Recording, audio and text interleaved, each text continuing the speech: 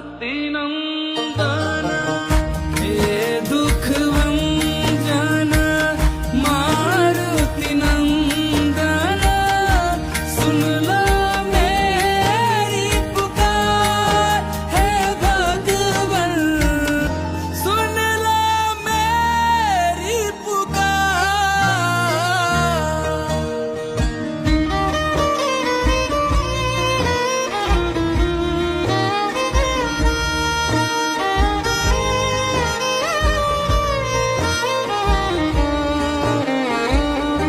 जैसे लखन के प्राण बचाए संकट मोचन बनकर